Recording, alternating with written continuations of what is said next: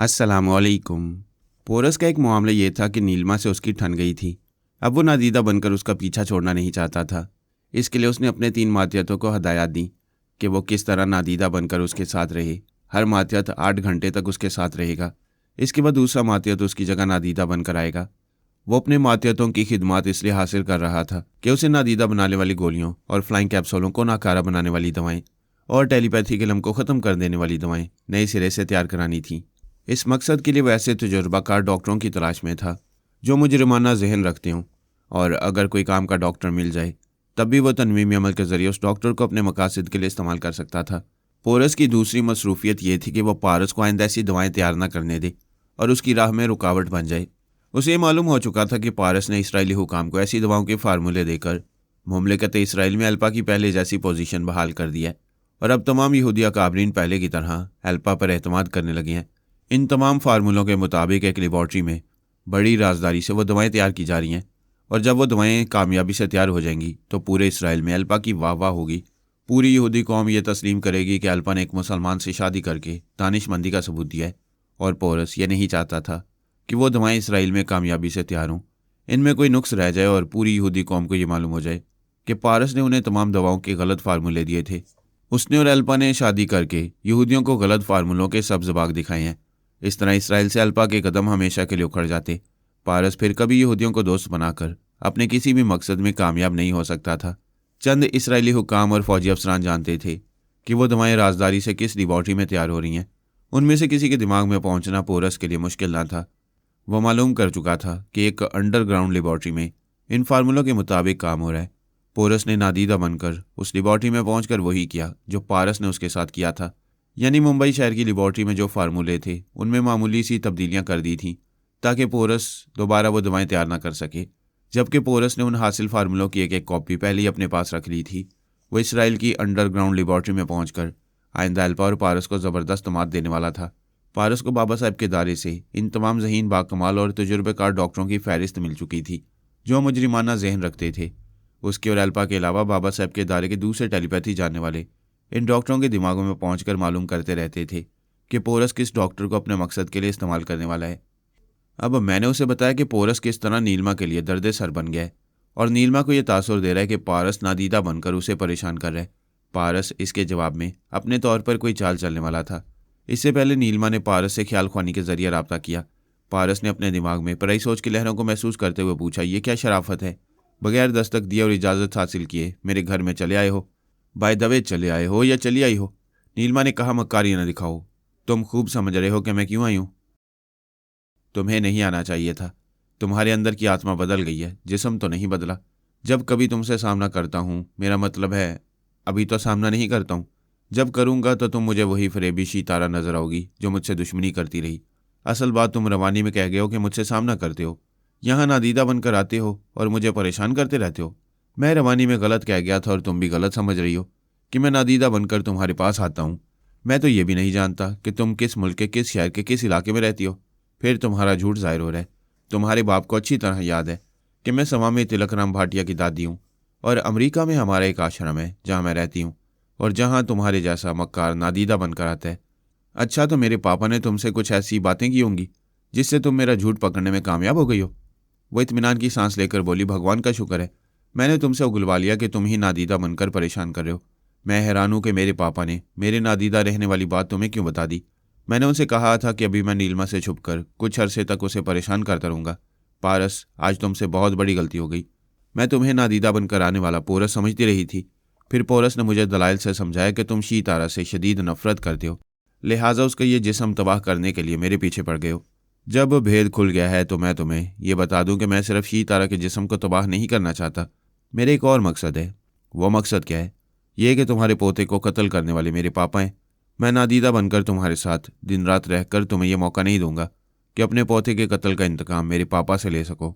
मैंने अपने पोते की कसम खाकर तुम्हारे पापा से वादा किया है कि ना कभी ईरान का रुख करूंगी और ना तुम्हारे पापा से इंतकाम लूंगी। हम ऐसे अहमक तो नहीं है कि तुम्हारी कस्मों और वादों पर यकीन कर लें। चोर चोरी से जाता है, हेरा फेरी से नहीं जाता, और हेरा फेरी से इंतकाम लेने के कई रास्ते हैं। ऐसा काम तुम नहीं करोगी, दूसरों से कराओगी। तुम खुद इंतकाम ना लेकर अपनी कसम पर कायम भी रहोगी और अपने अंदर का गुबार भी निकाल लोगी। ना तुम यकीन करोगे और ना मैं तुम्हें यकीन दिला सकूंगी। क्या ये बात तुम्हारी समझ में आती है कि तुम्हारे पापा बहरूप में हैं? मेरी आत्मा भी उन्हें नहीं पहचान सकेगी, और जब तक वो चेहरा बदल कर रहेंगे मैं उनके साय तक भी नहीं पहुंच सकूंगी। हाँ, ये बात मैं मान सकता हूँ। वाकई तुम मेरे पापा तक नहीं पहुंच सकोगी। तो फिर मुझसे ऐसी दुश्मनी ना करो, मेरे पास नादीदा बनकर ना रहो।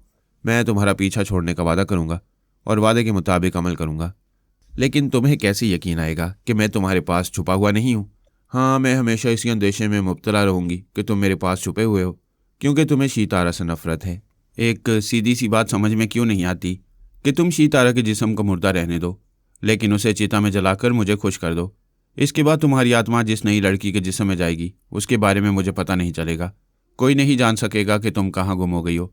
मैंने ऐसा सोचा है, लेकिन बार बार जिस्म बदलने से आत्मा शक्ति कमज़ोर हो जाती है। तुमने एक ही बार जिस्म तब्दील किया है, अंदाज़ा करो कि एक बार और तब्दील करोगी तो तुम्हारी आत्मा शक्ति में कितनी कमज़ोरी पैदा होगी।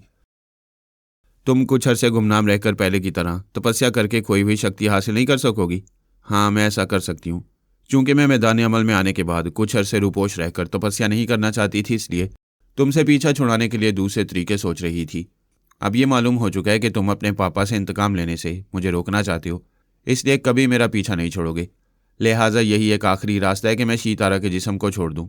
फिर कोई नहीं जान सकेगा कि मैं किस हसीना के जिस्म में दाखिल होकर एक नई जिंदगी गुजारी हूँ। तुमसे भी पीछा छूट जाएगा। वो उसके दिमाग से चली गई। पारस मुस्कुराने लगा। एल्पा उसके अंदर रहकर ये तमाम बातें सुन रही थी। उसने कहा, तुम्हारा जवाब नहीं है। तुमने पोरस की चाल को उल्टा दिया है। अब वो उसके शिकंजे से निकलने वाला है। यही होने लगा। नीलमा ने दिमागी तौर पर हाजिर होकर अपनी खास दासी मालती को ख्याल ख्वानी के जरिए मुखातिब किया। फिर कहा, मालती, असल दुश्मन बेनकाब हो गया है। पारस नादीदा बनकर मेरा सुकून बर्बाद कर रहा था। वो कभी मेरा पीछा नहीं छोड़ेगा। अब यही एक सूरत रह गई है कि मैं शीतारा के इस जिस्म को छोड़ दूं। मालती ने कहा, आश्रम में चंद हसीन लड़कियां हैं, आप उनमें से किसी का जिस्म हासिल कर सकती हैं। नहीं, अभी मेरी आत्मा जिस्म से निकलकर दुनिया के एक सिरे से दूसरे सिरे तक जाएगी। किसी ऐसी हसीना को तलाश करेगी जो निहायत तंदुरुस्त ज़हीन और हाजिर दिमाग हो, उसमें कुछ गैर मामूली सलाहियतें भी हों और वह ज़बरदस्त फाइटर भी हो। जब आप ऐसा कोई जिस्म हासिल कर लेंगी तो मुझे अपनी खिदमत के लिए बुलाएंगी ना? नहीं मालती, तूने मेरी बड़ी खिदमत की है, लेकिन तुझे भी मालूम नहीं होगा कि मैं कहाँ गुम हो गई हूँ। ये हमारी आखिरी मुलाकात है। वो रोने लगी, कहने लगी, मालकन, आप मुझे मार डालें, मैं आपके बगैर जिंदा नहीं रहूँगी। तुझे जिंदा रहना चाहिए। मैं स्टैम्प पेपर पर लिख कर जा रही हूँ कि मेरे बाद तू आश्रम की मलका बनकर रहेगी। मैं अमरीकी हुकाम से भी कह दूंगी, कोई तेरे लिए रुकावट नहीं बनेगा। इस आश्रम को अच्छी तरह रखना। हो सकता है मैं कभी वापस आ जाऊँ। जब दुश्मनों पर गालिब आ जाऊंगी तो फिर वापस आ सकूंगी। उसने एक स्टैम्प पेपर पर आश्रम को मालती के नाम पर लिखा और ये वसीयत की कि उसकी मौत के बाद शीतारा के जिस्म को चिता में जला दिया जाए। उसने मालकाना हकूक के कागजात मालती को दिए। वो उसके कदमों से लिपट कर रोने लगी। पोरस का एक नादीदा मातियत ये सब कुछ देख रहा था। उसने पोरस को ख्याल ख्वानी के जरिए बताया कि नीलमा अपनी एक दासी को आश्रम की मालका बनाकर मरने वाली है। पोरस फ्लाइंग कैप्सूल के जरिए फौरन नीलमा के पास पहुंच गया। वो पहले कह चुका था कि उसके पास नादीदा बनकर आने वाला पारस है। लिहाजा उसने पारस की आवाज़ और लहजे में पूछा, नीलमा, ये क्या हमाकत कर रही हो? शीतारा जैसा हसीन जिस्म छोड़कर जा रही हो? नीलमा ने कहा, ताज्जुब है, अभी तुमने कहा था कि तुम्हें शीतारा के जिस्म से नफरत है, इससे चिता में जला दिया जाएगा तो मैं तुमसे पीछा छुड़ा सकूंगी। पोरस फौरन समझ गया कि पारस ने बाजी पलट दिया। उसने कहा, हाँ मैंने कहा था, मगर अब समझाता हूँ। शीतारा के जिस्म को ना छोड़ो। मुझे उसके जिस्म से नफरत नहीं थी, उसकी बेवफाई से नफरत थी। पारस, पटरी ना बदलो। तुम फिर कोई नई चाल सोच कर आए हो। अफसोस, आखिरी फैसला हो चुका है। अब तुम नादीदा रहकर मेरा कुछ नहीं बिगाड़ सकोगे। वह बिस्तर पर चानो शाने चित लेट गई, फिर अपने अंदर से आहिस्ता आहिस्ता सांस छोड़ने लगी। उस वक्त पोरस ने उसके दिमाग में घुसकर उसके अमल में गड़बड़ पैदा करने की कोशिश की, लेकिन आत्मा शक्ति के बायस उसके अंदर ना पहुंच सका। उसकी आत्मा ने शीतारा के जिस्म को छोड़ दिया। पोरस को ख्याल ख्वानी के जरिए पता चला कि वो जिस्म और दिमाग मुर्दा हो चुके हैं। वो परेशान होकर अपने तीनों मातियतों से बोला, यहाँ नादीदा बनकर रहो। ये नीलमा की कोई चाल हो सकती है। पारस ने यहाँ आकर उसे मुझसे नफरत का कोई तरीका बताया है जिस पर यह अमल कर रही है। नीलमा अब तक पूरी तरह पोरस के शिकंजे में थी। वो नहीं चाहता था कि उसके काम आने वाली इतनी मजबूत औरत उसके शिकंजे से निकल जाए, इसलिए वो बार बार आकर देख रहा था। उसकी वसीयत के मुताबिक शीतारा के मुर्दा जिस्म का करियाकर्म कर दिया गया, उसे चिता में जला दिया गया। जब वो जिस्म जलकर राख हो गया तो पोरस ने अपने अंदर पराई सोच की लहरों को महसूस किया। पारस कह रहा था, तुमने उसे कहा था कि मैं नादीदा बनकर उसका सुकून बर्बाद कर रहा हूँ, अब वह सुकून से रहेगी। हाथ मलते रहो, चिड़िया उड़ चुकी है। पोरस ने मुस्कुरा कर कहा, जीत मुबारक हो। जीतने वाले को फूलों का हार दिया जाता है। हार कबूल करने के लिए तैयार रहो। तुम सोच भी नहीं सकते मैं क्या कर रहा हूँ। पारस उसके दिमाग से चला गया। डॉक्टर अन्नापूर्णा 38 बरस की थी। 2 बरस के बाद पूरे 40 बरस की हो जाती। औरत अगर किसी मर्द की दीवानी रहे तो इस उम्र में उसका बदन ढीला पड़ जाता है और जवानी धमकी देती है कि वो आइंदा 2-4 बरसों में रुखसत होने वाली है। लेकिन अन्नापूर्णा की उम्र उसे ढलका न सकी। वो एक डॉक्टर की हैसियत से खुद को जवान और तरोताज़ा रखने के हर मुमकिन नुस्खे आजमाती रहती थी। सुबह सवेरे उठकर जॉगिंग करती थी, स्लिमिंग सेंटर में वर्जिश करती थी ताकि फिगर जवान लड़की की तरह रहे। खुराक, दवाओं और फलों के इस्तेमाल के जरिए सुरख और मक्खन की तरह मुलायम दिखाई देती थी। पोरस कितने ही डॉक्टरों के दिमागों में झांकता हुआ अन्नापूर्णा तक पहुंचा था और उसके चोर ख्यालात पढ़कर उसे तमाम पहलुओं से समझने की कोशिश कर रहा था कि नए सिरे से दवाएं तैयार कराने के सिलसिले में वो किस हद तक काम आ सकेगी और किस हद तक राजदार बनकर रहेगी।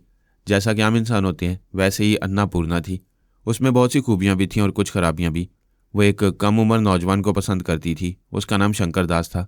वो 26 बरस का था, अन्नापूर्णा से 12 साल छोटा, लेकिन कद्दे-आवर बॉडी बिल्डर था। इसे पसंद करने की वजह यह थी कि वो तगड़ा पहलवान था। दूसरी वजह यह थी कि उस तगड़े के सामने वो छोकरी नजर आती। पहाड़ के सामने ऊँट नहीं रहे तो वो अपनी ऊंचाई के बावजूद छोटी लगती है, इसलिए वो कम सी नहीं लगती थी। कोई उसकी सही उम्र का अंदाज़ा नहीं कर सकता था। वो एक कम उम्र जवान को फांस कर उसके साथ ज़िंदगी गुजारने में कोई बुराई नहीं समझती थी। लेकिन पोरस को ये बात पसंद नहीं थी क्योंकि वो तगड़ा बॉडी बिल्डर था। पराई सोच की लहरों को महसूस करते ही परेशान हो जाता कि दिमाग में बेचैनी सी क्यों है। ऐसे में वो सांस रोकने के बाद फिर सांस लेता था तो सुकून महसूस करने लगता। पोरस चाहता था कि डॉक्टर अन्नापूर्णा को अपने मकसद के लिए इस्तेमाल करने के दौरान में उसके यार के भी ख्यालात पड़ते रहे। उसका यार शंकर दास हड हराम था, पहलवानी के सिवा और कुछ नहीं करता था। अन्नापूर्णा उसके अखराजात पूरे करती थी। वो न शराब पीता था और न शबाब से उसे दिलचस्पी थी, लेकिन जुआ खेलने की लत पड़ी थी। कभी हज़ारों रुपए जीत लेता और कभी हार जाता। हारने के बाद अन्नापूर्णा की कमाई से रुपए चुराया करता। नकद रकम ना मिले तो उसके जेवर या कोठी की कोई कीमती चीज़ बेचकर जुआ ज़रूर खेलता था। इस बात पर कई बार अन्नापूर्णा ने उससे झगड़ा किया, कई बार उसे घर से निकाल दिया, लेकिन उस बॉडी बिल्डर की ऐसी दीवानी थी कि उसके बगैर नहीं रह सकती थी। कभी वो खुद मुआफ़ी मांग कर वापस आ जाता और कभी वो खुद जाकर उसे मना कर ले आती। दोनों एक दूसरे की ज़रूरत बन गए थे।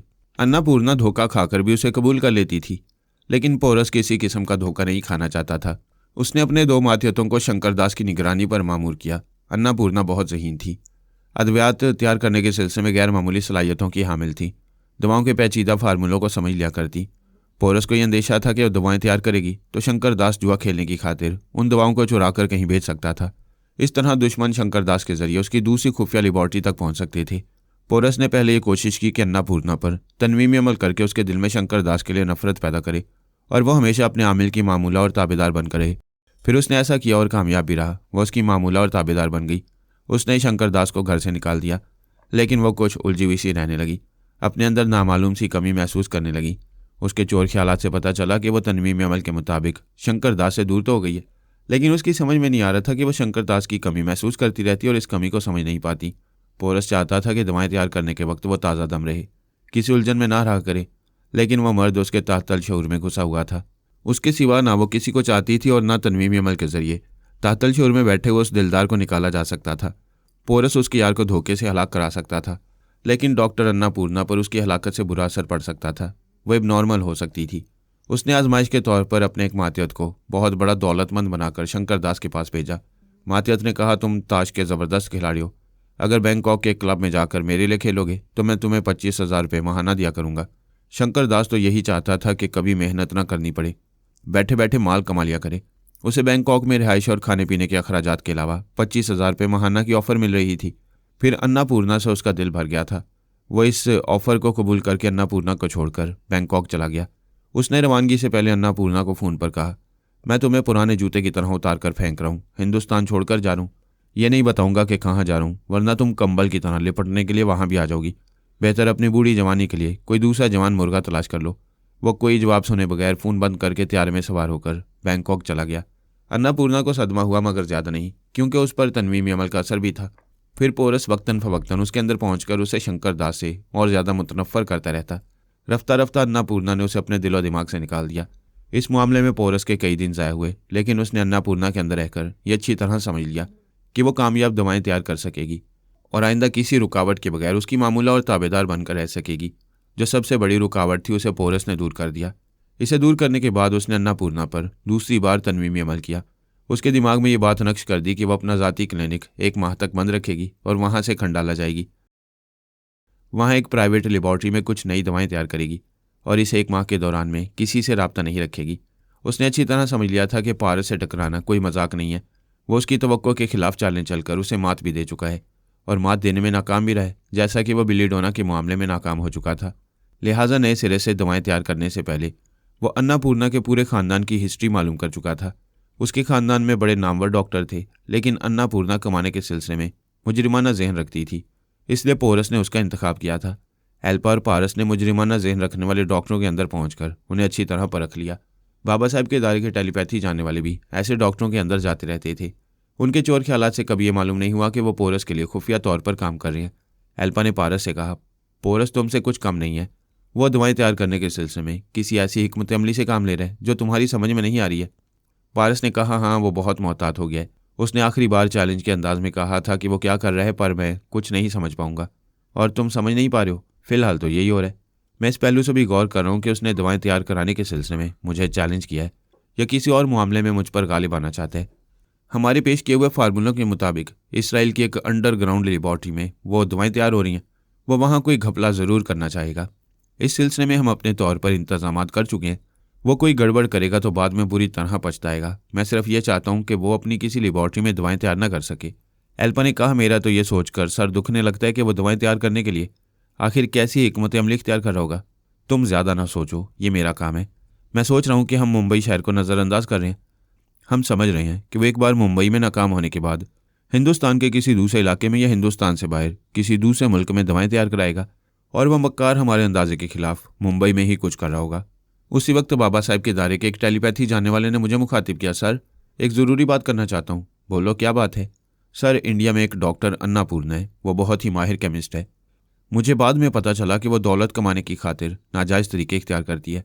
शंकर दास नामी एक पहलवान से उसके ताल्लुकात थे, वो उसे छोड़कर कहीं चला गया। पारस ने पूछा, तुमने ये मालूमात कहाँ से हासिल की?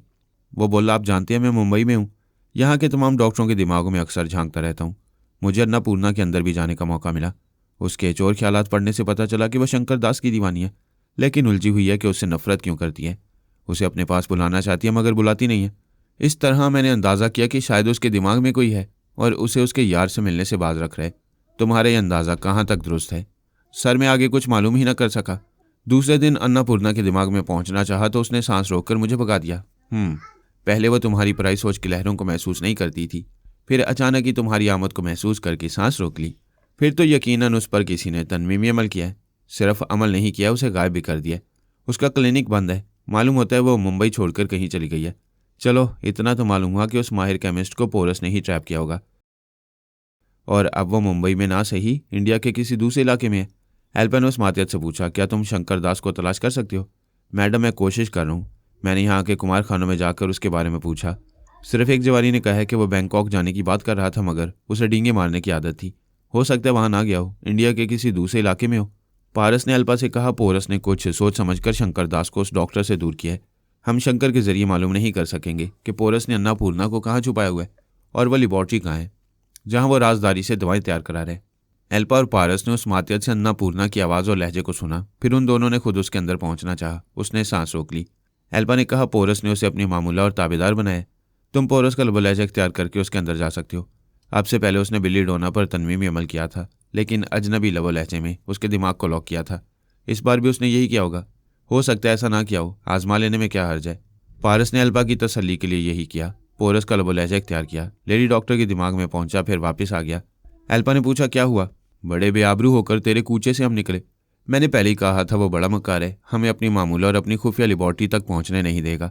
पारस फिलहाल नाकाम हो रहा था, लेकिन इस हद तक मालूमात हासिल कर चुका था कि पोरस इस बार एक खातून डॉक्टर अन्नापूर्णा से काम ले रहे। अब उसे ये कमाल दिखाना था कि वो उसकी मामूला और खुफिया लेबॉर्ट्री तक कैसे पहुंच पाएगा। जयरांगा की असल सूरत उसके खास मातियतों ने भी नहीं देखी थी। वो ये भी नहीं जानते थे कि वो कौन है और कहाँ से आया है। वो अक्सर कुछ अरसे के लिए कहीं चला जाता था। ये कोई नहीं जानता था कि वो कहाँ जाता है और क्या करता है। वो हीरे जवाहरात का शौकीन था। जब उसे ये मालूम होता कि कहीं कोई नायाब हीरा या मोती किसी ने बड़ी राजदारी से छुपा कर रखा है, तो वो उस शख्स तक किसी न किसी तरह पहुंच जाता। ऐसे ही किसी लालच या ज़रूरत के तहत वो कुछ दिनों के लिए चला जाता था। जिस रात बिल्लीडोना से उसकी पहली मुलाकात हुई, इसकी दूसरी सुबह उसे अफ्रीका के एक शहर सन सिटी में जाना था। वहाँ एक ऐसा हबशी शख्स था जिसका शुमार दुनिया के चंद दौलतमंदों में होता था। उसके बारे में मशहूर था कि उसके पास हीरे जवाहरात का ज़ख़ीरा है, जिसमें एक चमकता दमकता मोती है जो नायाब है। दुनिया के किसी दौलतमंद के पास ऐसा मोती नहीं है और इसकी कीमत का कोई अंदाज़ा नहीं लगा सकता। इस मोती की तारीफ़ें सुनकर वो इसे हासिल करने के लिए बेचैन हो गया था। वो सुबह की फ़्लाइट से जाने वाला था। ऐसे में वही एक रात बिली डोना के साथ गुजर सकती थी और बिली ने सोच रखा था कि वो सुबह से पहले उसे ट्रैप करेगी और हमेशा के लिए उसे अपना ताबेदार बनाकर रखेगी। जब जे रांगा उसे अपनी कोठी के अंदरूनी हिस्से दिखा रहा था, उस वक्त उसे एक कमरे में तरह तरह की दवाएं नजर आई थी। बिली डोना ने पूछा, ये इतनी ज़्यादा तादाद में दवाएं क्यों रखी हुई हैं? मैं एक डॉक्टर भी हूँ। कभी बीमार पड़ जाऊँ तो खुद अपना इलाज करता हूँ और अपने खास मातियतों का भी इलाज क्या करता हूँ।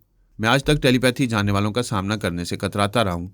मेरी पुरसुकून ज़िंदगी का यही एक राज है। ना मेरा कोई दुश्मन पैदा होता है, ना मेरा सुकून बर्बाद होता है। मैं ना किसी अंदेशे और ना ही किसी खतरे से दो चार होता हूँ। क्या तुम्हारा कभी किसी दुश्मन से सामना नहीं हुआ? हाँ, ऐसा 2 बार हो चुका है। मैं अपनी जेब में एक ऐसी दवा रखता हूँ जो दुश्मन के जिस्म में पहुँचते ही उसे नीम मुर्दा और नीम पागल बना देती है। मैं एक अच्छा फाइटर हूँ, इसके बावजूद किसी दुश्मन से लड़ने में वक्त ज़ाया नहीं करता। दरअसल मैं टेलीपैथी की दुनिया में सोनिया से बहुत मुतासिर हूँ। उसी के नक्शे कदम पर चलता हूँ, उसकी तरह अपना वक्त ज़ाया नहीं करता। बड़ी हिकमत अमली और मक्कारी से दुश्मनों से निजात हासिल कर लेता हूँ। वह नीम मुर्दा और नीम पागल करने वाली दवा दुश्मनों को कैसे खिलाते हो? उसने रैक में दवा की शीशी उठाकर दिखाते हुए कहा, यह है वो दवा। इसे किसी को खिलाया भी जा सकता है और इंजेक्शन भी लगाया जा सकता है। उसने अपनी उंगली दिखाते हुए कहा, यह मैंने वैसी अंगूठी पहनी है जैसी सोनिया पहनती है। इसके ऊपरी सिरे पर एक बारीक सी सुई है और निचले हिस्से में एक नन्हा सा बटन। इस बटन को दबाते ही ये सुई बाहर निकल आती है। फिर इसे जिसके जिस्म में चुभोया जाए वो पलक झपकते ही अपनी तवानाई खो देता है। फिर नीम मुर्दा और नीम पागल सा हो जाता है। वो अमली तौर पर बता रहा था कि अंगूठी का बटन किस तरह दबाया जाता है और सुई कितनी तेज़ी से बाहर निकलकर अपना काम दिखाती है।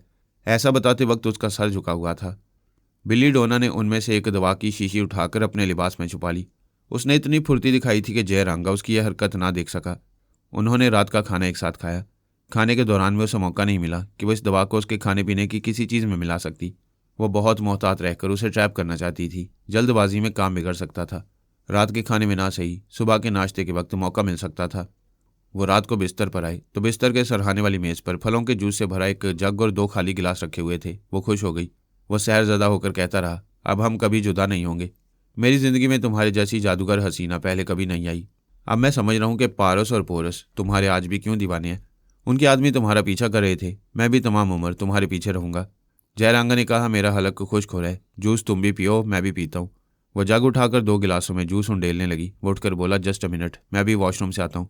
वो बिस्तर से उठकर बाथरूम में गया। बिली डोना की तो जैसे किस्मत खुल गई। उसने बाथरूम में जाकर जैसे ही दरवाजे को बंद किया, उसने शीशी निकालकर एक गिलास में चंद कतरे टपका दिए। फिर दूसरा गिलास उठाकर उसकी वापसी का इंतजार करने लगी। जब वो दरवाज़ा खोलकर बाहर आया तो वो अपने गिलास से जूस पीने लगी। उसने दूसरा जूस से भरा हुआ गिलास उठा लिया। उसके सामने कुर्सी पर बैठ गया। वो बोली, मेरे साथ बिस्तर पर बैठो।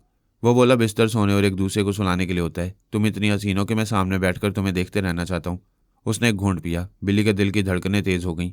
वह मुंह बनाकर बोला, आज जूस का मज़ा कुछ अजीब सा है। वो बोली, मुझे तो बड़ा मज़ा आ रहा है। कहीं ऐसा तो नहीं कि मैं तुम्हें कड़वी लग रही हूँ? कैसी बातें कर रही हो? तुम तो इतनी मीठी हो कि तुम्हें देखते देखते ये गिलास खाली कर दूंगा। ये कहते उसने गिलास को मुंह से लगाकर एक ही सांस में कई घूंट हलक से उतार लिए। उसने दुरुस्त कहा था कि दवा का असर चश्मे जदन में होता है। उसने एक हिचकी ली। गिलास उसके हाथ से छूट गया। तमाम बदन लरजने लगा। बिली ने मुस्कुराकर पूछा, क्या हुआ जाने मन? अब तुम्हें वाकई समझ लेना चाहिए कि पारस और पोरस मेरी कदर क्यों करते हैं। मेरी जहानत और चालाकियों के बायस मुझे अपने ज़ेरे असर रखना चाहते हैं और मैं उनके हाथ नहीं आ रही हूँ और ना वो दोनों कभी मेरे साय तक पहुँच पाएंगे। वह शदीद कमज़ोरी के बायस कुर्सी से नीचे ढलकने लगा। बिली ने आगे बढ़कर उसे थाम लिया। उसे सहारा देकर बिस्तर पर पहुंचा दिया। उसकी आंखें खुली हुई थी और वो बेतुकी बातें करते हुए फटी फटी आंखों से इधर उधर देख रहा था। बिली डोना उस जग के तमाम जूस को बाथरूम के बेसन में डालकर जग और दोनों गिलासों को अच्छी तरह धोने लगी ताकि जयरांगा के खास मातियतों को किसी तरह का शुबा न हो। इन एहतियाती तदाबीर पर अमल करने में उसे तकरीबन 10 मिनट लगे। 10 मिनट बहुत होते हैं। इतनी देर में बेडरूम का दरवाज़ा खुला। एक दूसरा जयरांगा वहाँ आया। वो असल जयरांगा की डमी थी। उसने भी वही लिबास और वही अंगूठी पहनी हुई थी। जो कमज़ोर और पागल सा बना हुआ था वो उठकर बैठ गया। बिस्तर से उतरकर बेडरूम से बाहर चला गया। बेडरूम में आने वाला बिस्तर पर लेटकर आंखें बंद करके जैसे सोने लगा। बिली ने वो शीशी लिबास के अंदर से निकालकर उसकी दवा भी वॉश बेसन में फेंक दी। इससे शीशी को अच्छी तरह साफ करके इसे डस्टबिन में डाल दिया। बाथरूम और बेडरूम से तमाम साजिशी निशानात मिटा दिए। जयरांगा को देखा, उसकी आंखें बंद थीं। मगर वह कमजोरी के बायस करा रहा था। बिल्ली ने उसके एक खास मातहत को बुलाया और कहा, पता नहीं मिस्टर रांगा को अचानक क्या हो गया। इन्होंने यहाँ एक दवा खाई थी, इसके बाद ये हालत हो गई है। खास मातहत ने जय रांगा का मुआयना किया, फिर दूसरे मुलाजमीन को बुलाकर हुक्म दिया, गाड़ी पोर्च में लाओ, मास्टर को फौरन अस्पताल ले जाना होगा। एक मुलाजिम दौड़ता हुआ गया। दूसरे मुलाजमीन उस डमी जयरांगा को बेडरूम से बाहर ले गए। बिल्ली डोना उस कमज़ोर शिकार के दिमाग में पहुंचकर उसके ख्यालात पढ़ना चाहती थी, लेकिन नीम पागलपन के बायस उसके दिमाग में मुख्तलिफ किस्म की सोचें गड़मड़ हो गई थीं। वो उसके दिमाग से सही बातें मालूम नहीं कर सकती थी। हालांकि वो पागल था और ना नीम पागल था। असल जयरांगा उसके दिमाग में रहकर मुख्तलिफ ख्यालात को गड़मड़ कर रहा था। बहुत पहले तनवीमी अमल के जरिए उसे जयरांगा बना चुका था। जब वो नॉर्मल होगा और बिल्ली उसके ख्यालात पड़ेगी तो उसे असल जयरांगा ही समझेगी। जिस अस्पताल में उसे पहुंचाया गया उसका डॉक्टर भी जयरांगा का मामूल और ताबेदार था। उसने जयरांगा की मर्जी के मुताबिक कहा, मरीज ने कोई गलत दवा खा ली है जिसका असर दिमाग पर पड़ा है। यह ट्रीटमेंट के बाद नॉर्मल हो जाएगा। जयरांगा दूसरी सुबह की फ्लाइट से अफ्रीका के एक शहर सन सिटी की तरफ रवाना हो गया। दुनिया के सबसे कीमती और नायाब मोती के आगे भला बिल्ली डोना की क्या कीमत हो सकती थी। वह हुस्न का शहदाई था, मगर सिर्फ एक रात के लिए। इसके बाद उसे डमी जयरांगा के हवाले कर चुका था। जयरांगा के मोतमद खास का नाम धर्मवीर था। उसे मालूम था कि अपने आका की अदम मौजूदगी में उसे क्या करना है। उसने बिल्ली डोना से कहा, जब आप यहाँ आई थी तो हमारे मास्टर ने कहा था कि आप यहाँ उनकी मिस्ट्रेस बनकर रहेंगी। अब वो अस्पताल में ज़ेरे इलाज हैं। उनके नॉर्मल होने तक आप हमारी मालका रहेंगी और यहाँ सभी आपके अहकामात की तामील करते रहेंगे। वो बोली, मैं तुम्हारे मास्टर जयरांगा के लिए फ़िक्रमंद हूँ। खुदा से दुआ मांग रही हूँ कि वो जल्द ही नॉर्मल हो जाए। ये कहने के बाद उसने ख्याल खोने के जरिए मोतमद खास धर्मवीर के चोर ख्यालात पढ़ने की कोशिश की। वो बोला, मिस्ट्रेस, मैं अपने मास्टर का मोतमद खास हूँ। वो मेरे चोर ख्यालात बहुत पहले पढ़ चुके हैं, इसलिए आंखें बंद करके मुझ पर एतमाद करते हैं। मैं आपसे इल्तिजा करता हूँ कि मेरे मास्टर के एतमाद को बहाल रहने दें और मेरे दिमाग में ना आया करें। ठीक है, तुम उनके मोतमद खास हो, मैं भी तुम पर भरोसा करूँगी। वो जेब से एक चाबी निकाल कर उसकी तरफ पढ़ाते हुए बोला, इस महल की तमाम चाबियाँ मेरे पास रहती हैं। ये एक चाबी उसी चोर दरवाजे की जिसके पीछे तय खाने में नायाब जवाहरात का ज़खीरा है। ये सिर्फ मास्टर के पास रहती है। उनके नॉर्मल होने तक ये आपके पास रहेगी। वो खुश होकर बोली, तुमने खजाने की ये चाबी देकर साबित कर दिया है कि वाकई तुम भरोसे के काबिल हो। मैं तुम पर एतमाद भी करूंगी और तुम्हारी इज्जत भी करती रहूंगी। वो दोनों हाथ जोड़कर सर झुकाकर चला गया। बिल्ली ने बेडरूम के दरवाजे को अंदर से बंद किया, फिर खुशी से उछलकर बिस्तर पर आकर औंधे मुंह गिर पड़ी। दुनिया में नायाब हीरे मोती कहाँ कहाँ हैं। इनका सुराग टेलीपैथी के जरिए लगाने में बरसों गुजर जाते। बिल्ली को सिर्फ एक रात में इन नायाब जवाहरात का ज़खीरा मिल गया था। यह उसकी खुशकिस्मती थी। दूसरी खुशकिस्मती ये थी कि आइंदा रुपोश और महफूज रहने के लिए उसे जयरांगा का महल, तरबियत याफ्ता मातियत, मुसल्ला गार्ड्स और एक मोतमद खास धर्मवीर मिल गया। उसने पहली रात उसे खजाने की चाबी देकर उसका एतमाद हासिल कर लिया था। 2 दिन बाद डमी जयरांगा की जिस्मानी कुव्वत और दिमागी तवानाई किसी हद तक बहाल होने लगी। उसने होशोबास में रहकर बिल्ली डोना से बातें की। बिल्ली उस रात उसके साथ अस्पताल के कमरे में रही। जब वो सो गया तो उसके दिमाग में पहुंचकर तनवीमी अमल करने लगी। इस अमल के जरिए उसने हर पहलू से उसके दिमाग को अपने शिकंजे में ले लिया। इस दौरान में उसके दिमाग से पता चला कि दवा की ज़्यादा से मिकदार के बायस वो जहानत और टेलीपैथी की सलाहियत से महरूम हो चुका है। बिल्ली डोना ने यह तय कर लिया कि वह आइंदा भी उसके अंदर पहुंचती रहेगी और उसे टेलीपैथी के लम्ब से महरूम रखती रहेगी, जबकि हकीकत ये थी कि वह डमी टेलीपैथी जानता ही नहीं था। बहरहाल इतना तो हुआ कि बिल्ली को एक महफूज पनागा मिल गई। उसने अपनी दानिस्त में जयरांगा पर कामयाब तनवीमी अमल किया। वो उसे तनवीमी नींद सुलाने के बाद वापस महल में जाना चाहती थी। उसी वक्त उसने पराई सोच की लहरों को महसूस किया। फिर पूछा, कौन हो तुम? किसी ने कहा, मैं मिस्टर पोरस का मातियत हूँ, आपकी खैरियत मालूम करने आऊँ। वो बोली, पोरस से कहो मेरा पीछा छोड़ दे, मैं आइंदा उसके किसी मातियत को अपने अंदर नहीं आने दूंगी। उसने सांस रोककर उसे भगा दिया। अस्पताल से बाहर आ गई। उसकी हिफाजत के लिए मुसल्ला गार्ड्स मौजूद थे। वह एक मलका की शान से एक कार की पिछली सीट पर बैठ गई। वहां से महल की तरफ जाते हुए उसने फिर पराई सोच की लहरों को महसूस किया। फिर पूछा, कौन है? मैं मिस्टर पारस का मातियत हूँ और आपको पोरस से दूर किसी महफूज पनागा तक पहुँचा सकता हूँ। बहुत देर की मेहरबान आते आते, गेट आउट। आइंदा एक सेकंड के लिए भी मेरे दिमाग में जगह नहीं मिलेगी। उसने सांस रोककर उसे भी भगा दिया। अब वो मलका आलिया बन चुकी थी। आइंदा चेहरा बदल कर रहने वाली थी। कोई उसकी परछाई तक भी नहीं पहुंच सकता था। पोरस कई मामलात में मसरूफ़ था। उसकी पहली कोशिश यही थी कि वह तमाम दवाएं जल्द से जल्द तैयार कर ले। नीलमा की आत्मा ने शीतारा के जिस्म को छोड़कर और उसे फना करके मसाइल पैदा कर दिए थे। वो नहीं जानता था कि वो आइंदा किसी हसीना के जिस्म में समाकर फिर जिस्मानी तौर पर दुनिया में आएगी और उसके लिए मसाइल पैदा करती रहेगी। पोरस का एक और अहम मामला एल्पा और पारस के सिलसिले में था। उन्होंने इसराइली अकाबरीन को दुआओं के फार्मूले देकर उनका एतमाद हासिल कर लिया था। वो खुश थे कि एल्पा एक मुसलमान से शादी करके यहूदी कौम को फ़ायदा पहुंचा रही है और पोरस उनकी खुशफहमी ख़त्म करना चाहता था। वो डॉक्टर अन्नापूर्णा को अपनी खुफिया लेबॉर्ट्री में मसरूफ़ छोड़कर खंडाला से तेल अवीव आ गया। उसे इत्मीनान था कि वो ख्याल ख्वानी के जरिए अन्नपूर्णा को दिन रात अपने काबू में रखेगा, किसी भी दुश्मन को उस लेबॉर्ट्री तक पहुंचने नहीं देगा। अगर दवाओं की तैयारी के सिलसिले में ज़रा भी गड़बड़ होगी तो वो फ़ौरन ही फ्लाइंग कैप्सूल के जरिए उस लेबॉर्ट्री में अन्नपूर्णा की हिफाजत के लिए पहुंच जाएगा। उसने तिलबैब में काला फौजी अफसर के ख्यालात पढ़कर मालूम किया कि इन फार्मूलों के मुताबिक किस लेबॉर्ट्री में राजदारी से दवाएं तैयार हो रही हैं।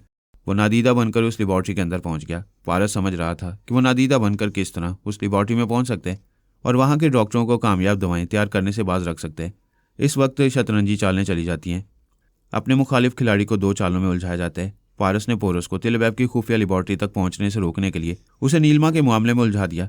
उसने अल्पा को समझाया कि किस तरह एक ड्रामा प्ले करने। उसने पारस की हदायत के मुताबिक नीलमा के लबो लहजे में पोरस को मुखातिब किया। हेलो मक्कार, तुम मेरे लबो लहजे से मुझे पहचान रहे हो? उसने पूछा। कौन? नीलमा। हाँ, सबसे पहले तुम्हें खुशखबरी सुनाने आई हूँ कि मैंने एक नया जिस्म हासिल कर लिया है। ऐसी हसीन, ऐसी जवान और ऐसी पुरकशिश हो गई हूँ कि देखोगे तो राल टपकने लगेगी। पोरस ने एक मातियत के दिमाग में पहुंचकर कहा, इसके दिमाग में आकर बातें करो, मैं तुम्हें अपने अंदर नहीं रहने दूंगा। उसने सांस रोक ली। एल्पा ने कहा, ये लो, मैं तुम्हारे मातियत के अंदर आ गई हूँ। तुमने अपनी आंखों से देखा है कि शीतारा का जिस्म जलकर राख हो चुका है। पारस को मुझसे नहीं, शीतारा के जिस्म से नफरत थी। मेरे आश्रम वालों ने उसे जलाकर पारस को मुतमईन कर दिया। अब उसे मुझसे कोई शिकायत नहीं है। अब तुम क्या कहने आई हो? यही कि तुम बहुत बड़े मक्कार हो। मुझे मालूम हो चुका है कि मेरे बेडरूम में तुम ही नादीदा बनकर आया करते थे। तुमने मेरा सुकून बर्बाद कर दिया। अब मैं तुम्हें सुकून से रहने नहीं दूंगी। तुम गलत समझ रही हो। पारस ने तुम्हें मेरे खिलाफ बहकाया है। मैं नादान बच्ची नहीं हूँ कि किसी के बहकाने से बहक जाऊंगी। अगर तुम ऐसा समझती हो तो फिर यही सही। मैं नादीदा बनकर तुम्हें परेशान किया करता था। अब तुम क्या करना चाहती हो? तुम नादीदा बनकर दिन रात मुझे परेशान करते रहे। अब मैं तुम्हें दिन रात परेशान करूंगी। तुम्हारे हर मामले में रुकावट बनूंगी। तुम जब भी कामयाब होना चाहोगे मैं तुम्हें नाकाम बना दूंगी। नीलमा, तुम्हें अपने बारे में बहुत ज़्यादा खुशफहमी पैदा हो गई है। मैं तुम्हें समझाता हूँ कि दोस्त बनकर रहो, बड़े फ़ायदे में रहोगी। दुश्मनी करोगी तो नुकसान उठाती रहोगी। हो सकता है ये मेरी खुशफहमी हो, लेकिन मैं पहले दुश्मनी करके देखूंगी कि मुझे किस तरह के नुकसानात पहुंचते हैं। अगर वो नुकसानात नाकाबिले बर्दाश्त होंगे तो मैं तुमसे दोस्ती कर लूँगी। क्या ये बताओगी कि फ़िलहाल मेरे खिलाफ क्या करने वाली हो? अपने मुखालिफ को पहले से कुछ बताया नहीं जाता। चूंकि तुम्हारा सुकून बर्बाद करना चाहती हूँ इसलिए बता रही हूँ कि इस वक्त एक त्यारे में सफ़र करी हूँ और 1 घंटे बाद बैंकॉक पहुँचने वाली हूँ। वो ज़रा सा चौंका, फिर बोला, बैंकॉक जाकर मेरा क्या बिगाड़ लोगी? वहाँ एक ज़बरदस्त ताश का खिलाड़ी है, उसका नाम शंकर दास है। डॉक्टर अन्नापूर्णा उसकी दीवानी थी, लेकिन वो बहुत लालची और खुदगर्ज है। अपनी चाहने वाली को छोड़कर बैंकॉक चला गया। अब मैं उसे दोबारा मुंबई वापस लाऊंगी। वो मुंबई आकर क्या करेगा? अखबारात, रेडियो, टीवी के जरिए उस डॉक्टर को मुतवज्जा करेगा कि वो उसकी मोहब्बत में खिंचा हुआ मुंबई आ गया है। वो जहाँ भी एक मंत्र पढ़ना शुरू कर देगा। कैसा मंत्र? मंत्र के पढ़ने से क्या होगा? उस मंत्र का ताल्लुक मेरी आत्मा से है। जब वो डॉक्टर इस मंत्र का जाप करेगी तो मेरी आत्मा मेरे जिस्म से निकलकर सीधे उसके पास पहुंच जाएगी और ये मालूम कर लेगी कि वो किस मुल्क के किस इलाके में कहाँ छुपी हुई है। पोरस को चुप सी लग गई। वो थोड़ी देर तक सोचता रहा, फिर अनजान बनकर बोला, तुम मुझे किसी शंकर दास और डॉक्टर अन्नापूर्णा का किस्सा क्यों सुना रही हो? उनका मुझसे क्या ताल्लुक है? जो किस्सा सुना रही हूँ वो किस्तवार है। अगली बार आऊँगी तो इसकी दूसरी किस्त सुनाऊंगी। अब मैं जा रही हूँ, मुझे आवाज़ ना देना। एल्पा उसके मातहत के दिमाग से चली आई। पारस से बोली, मुझे उसके मातहत के दिमाग में रहकर देखना चाहिए कि वो किस तरह नीलमा को पुकारा होगा। पारस ने कहा, उसे पुकारने दो। बेचारे शंकर दास की शामत आ गई है, वो उसे बैंकॉक से मुंबई पहुंचने नहीं देगा। एल्पा ने कहा, एक गड़बड़ हो सकती है। वो क्या? पोरस समझौता करने के लिए नीलमा के दिमाग में पहुंचेगा तो ये भेद खुल जाएगा कि अभी वो उसे गुफ्तगू नहीं कर रही थी। तो फिर चलो नीलमा के दिमाग में पहुंचकर देखते हैं। अगर पोरस वहां पहुंचा होगा तो नीलमा हमारी सोच के लहरों को महसूस नहीं करेगी। उन दोनों ने नीलमा के लबो लहजे को गिरफ्त में लेकर उसके दिमाग में पहुंचना चाहा, लेकिन उसका दिमाग नहीं मिला। उन्होंने दूसरी बार शीतारा के लबो लहजे को गिरफ्त में लिया, ख्याल ख्वानी की परवाज़ की। इस बार भी नीलमा का सुराग नहीं मिला। तब ये बात समझ में आई कि नीलमा की आत्मा ने जिस हसीना का जिस्म हासिल किया, अब उसी हसीना के लबो लहजे को इख्तियार कर रही होगी। इसलिए वह एल्पा और पारस को नहीं मिल रही है। पोरस भी उससे समझौता करने के लिए ख्याल ख्वानी के जरिए उसे तलाश कर रहा होगा और नाकाम हो रहा होगा। वाकई पोरस ने भी यही किया था और इस नतीजे पर पहुंचा था कि नीलमा ने जो नया जिस्म हासिल किया है उसी जिस्म वाली के लबो लहजा इख्तियार कर रही होगी। लेकिन अभी ख्याल ख्वानी के जरिए नीलमा के साहब का लबो लहजे में बोल रही थी। अगरचे ये ड्रामा पारस प्ले कर रहा था, लेकिन पोरस नीलमा की आत्मा शक्ति से मुतासिर होकर सोच रहा था कि वो चुड़ैल पारस से ज़्यादा खतरनाक है। कमबख्त अपनी गैर मामूली सलाहियतों के जरिए शंकर दास तक पहुंच गई है। अब शंकर दास को बैंकॉक से मुंबई पहुंचने का मौका नहीं देना चाहिए। उसने बैंकॉक में अपने 2 मातियतों को मुखातिब करके कहा, मेरी एक मुखालिफ चुड़ैल 1 घंटे में बैंकॉक पहुंचने वाली है। तुम दोनों फ़ौरन शंकर दास तक पहुंचो, फिर एक लम्हा ज़ाया किए बगैर उसे गोली मार दो। मैं 15 मिनट के अंदर यह सुनना चाहता हूँ कि वह मर चुका है और मैं उसके मुर्दा दिमाग में पहुंचकर उसकी मौत का यकीन करूंगा। एक मातियत ने कहा, बॉस, उसने बैंकॉक पहुंचकर इतनी दौलत कमाई है कि अब शराब पीने लगा है। आप उसके अंदर पहुंचकर हमें बता सकते हैं कि अभी वो हमें कहाँ मिल सकता है। पोरस ने फौरन ही ख्याल खोने की छलांग लगाई और शंकर दास के दिमाग में पहुंचना चाहा, लेकिन सोच की लहरें भटक कर वापस आ गईं। इसका मतलब यह था कि उसका दिमाग मुर्दा हो चुका है, वो मर चुका है। पोरस ने अपने मातहतों से कहा, वो ख्याल खोनी के जरिए नहीं मिल रहा है, उसकी मौत का यकीन हो रहा है। तुम लोग इस मकान में जाओ जहां वो रहता था, उन क्लबों में भी जाओ जहां वो जुआ खेला करता था। वो उनके दिमागों में रहकर देखने लगा कि शंकर दास को तलाश करने कहाँ कहाँ जा रहे हैं। जरा इत्मीनान भी था कि वो मर चुका है और ये शुबा भी था कि वो जिंदा है और नीलमा कोई चाल चल रही है। मातहतों से पता चला कि जिस मकान में वो रहता था उसका दरवाज़ा खुला हुआ था और अंदर सामान बिखरा हुआ था। उसने मालिक के मकान को किराया अदा किया था। इसके बावजूद मालिक के मकान ने पुलिस स्टेशन में रिपोर्ट दर्ज कराई थी कि उसका किराएदार लापता है। वह जिन क्लबों में जुआ खेलने जाया करता था वहाँ का स्टाफ उसे अच्छी तरह जानता था। उन्होंने बताया कि वो पिछली 2 रातों से खेलने नहीं आया है। पोरस ने ख्याल खोनी के जरिए इमिग्रेशन ऑफिस के मुतल्लिका अफराद के दिमागों में पहुंचकर पिछले 2-3 दिनों के रिकॉर्ड्स चेक कराए। पता चला शंकर दास ने इंडिया वापस जाने के लिए वीज़ा में वापसी की मोहर नहीं लगवाई है। इसका मतलब था वो बैंकॉक से बाहर नहीं गया, इसी शहर में मारा गया है। पोरस उसकी मौत का यकीन नहीं कर सकता था क्योंकि नीलमा उसके जरिए डॉक्टर अन्नापूर्णा तक पहुंचना चाहती थी, जो उसके लिए राजदारी से दवाएं तैयार कर रही थी। उसने मातहतों से कहा, उसे तलाश करो। उस पर तनवीमी अमल करके उसके लबो लहजे को बदल दिया गया है, इसलिए मैं उसके दिमाग में पहुंचने में नाकाम हो रहा हूँ। पोरस ने अपने एक और मातहत की ड्यूटी एयरपोर्ट पर लगाई थी। उसने कहा था, मेरी एक दुश्मन एयर इंडिया की फ़्लाइट से बैंकॉक पहुंच रही है। मुझे उसकी सूरत, शक्ल और हुलिये के बारे में कुछ मालूम नहीं। एक अंदाज़ा है कि वह एक हसीन दोशीज़ा होगी और शायद तनहा होगी। वो हमें धोखा देने के लिए किसी साथी या किसी फैमिली के साथ भी हो सकती है। इस फ्लाइट से जितनी हसीन और जवान लड़कियां आएंगी, तुम एक गाइड बनकर अपनी खिदमत पेश करने के लिए उन्हें मुखातिब करोगे। इस तरह मैं उनके दिमाग में पहुंच सकूंगा। उस मातहत ने उसके हुक्म की तामील की। उस फ्लाइट से आने वाले मुसाफिरों में मर्दों के अलावा जवान और बूढ़ी औरतें भी थीं। मातहत ने बूढ़ियों को नज़रअंदाज किया और एक गाइड की हैसियत से जवान लड़कियों को अपनी खिदमत पेश करने के लिए उन्हें मुखातिब करता रहा। सिर्फ 6 जवान और हसीन लड़कियां थीं। उन्होंने खिदमत हासिल करने से इनकार किया। पोरस उनके अंदर पहुंचकर उनके ख्यालात पढ़ता गया। वो सब आम लड़कियां थीं। अगर नीलमा होती तो पराई सोच की लहरों को महसूस करते ही सांस रोक लेती। तब पोरस ने यह सोचा, उसे सिर्फ जवान और हसीन लड़कियों को चेक नहीं करना चाहिए था। नीलमा किसी बूढ़ी औरत के भेस में भी आ सकती है। उसने मातहत से पूछा, क्या इस औरत से कोई तनहा बूढ़ी औरत आई थी? यस बॉस, एक बूढ़ी एक छोटी सी अटैची उठाई मेरे सामने से गुजर गई है। जाओ दौड़ो और देखो, वो इमारत के बाहर या पार्किंग एरिया में हो सकती है। वह दौड़ता हुआ इमारत के बाहर गया। दूर तक नजरें दौड़ाईं। पार्किंग एरिया में और टैक्सी स्टैंड पर भी गया, लेकिन वो जा चुकी थी। इसे कहते हैं शतरंजी चाल। मुखालिफ नुकसान पहुंचाने वाली चाल चल रहा हो तो अपने बचाव के लिए उसे दूसरी चाल में उलझा दिया जाता है। फिलहाल ना कोई नीलमा थी और ना वो बैंकॉक गई थी। अभी वो अपनी आत्मा के साथ कहाँ थी ये कोई नहीं जानता था। बाबा साहब के दायरे के एक टेलीपैथी जानने वाले ने पारस को सिर्फ डॉक्टर अन्नापूर्णा के बारे में बताया था। बाद में उसने ये मालूमात भी फराम की कि शंकर दास नामी बॉडी बिल्डर और जवारी बैंकॉक में है। उसने महज सतही मालूमात फराम की थी। इन्हीं मालूमात के जरिए अल्पा और पारस ने पोरस को शंकर दास के सिलसिले में बैंकॉक तक दौड़ा दिया ताकि वो इसराइल की लेबॉर्ट्री में तैयार होने वाली दवाओं तक ना पहुंच पाए। पोरस अब ऐसा नादान नहीं था। इतनी भाग दौड़ के बाद सोचने लगा, ये क्या हो रहा है? क्या नीलमा दोबारा राब्ता करेगी? वो सिर्फ मेरे पीछे क्यों पड़ी है? वो मौजूदा हालात पर गौर करने लगा। अकल ने समझाया, फिलहाल नीलमा का सबसे बड़ा दुश्मन फरहाद अली तैमूर है, क्योंकि उसी ने उसके पोते को कत्ल कराया था। पहले वो कत्ल का बदला लेगी या ख्वामखा मेरे पीछे पड़ जाएगी। फिर उसने दूसरे पहलू से सोचा, जिस तरह मैं नहीं चाहता कि अल्पा और पारस के पेश करदा फार्मूलों के मुताबिक इसराइल में कामयाबी से दवाएं तैयार हों, उसी तरह पारस भी मेरी खुफिया लेबॉर्ट्री तक पहुंचने की कोशिश कर रहा होगा। नीलमा के पीछे भागते हुए मैं पारस को नज़रअंदाज करके बहुत बड़ी गलती कर रहा हूँ। वो मक्कार मेरी तवक्को के खिलाफ चालें चलकर मुझे उलझाएगा और शायद वो ऐसा कर रहा है।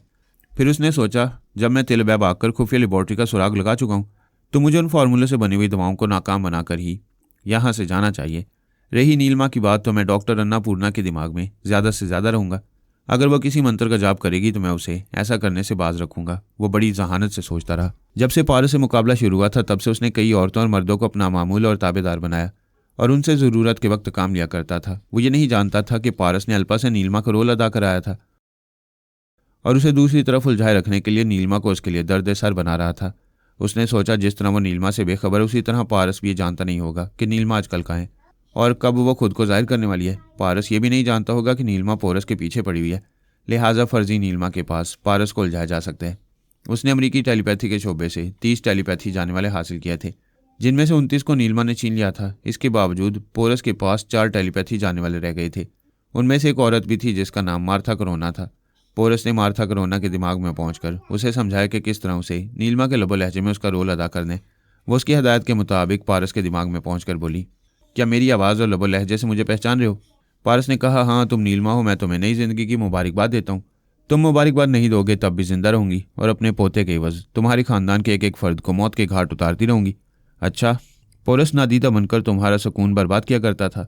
मैंने उसे निजात हासिल करने की तदबीर बताई। तुमने मेरे मशवरे पर अमल करके नई जिंदगी हासिल की, पोरस से निजात हासिल की और अब तुम मेरे पूरे खानदान को मौत के घाट उतारने की धमकी दे रही हो। तुमने मुझ पर एहसान किया, मैं तुम्हारे लिए सोचूंगी कि तुम्हें अपने खानदान वालों का मातम करने के लिए जिंदा छोड़ दूं। मुझे जिंदा छोड़ने वाला एहसान ही तुम्हें महंगा पड़ेगा। क्या नई जिंदगी हासिल करने के बाद सीधी मेरे पास आई हो? मैं पहले तुम्हारी पास आई हूं या नहीं, इससे क्या फ़र्क पड़ता है? तुम्हारी हमाकत का पता चलता है। मेरे पापा ने तुम्हारे पोते को कत्ल कराया। तुम्हें धमकियां देने या इंतकाम लेने के लिए उनके पास जाना चाहिए था।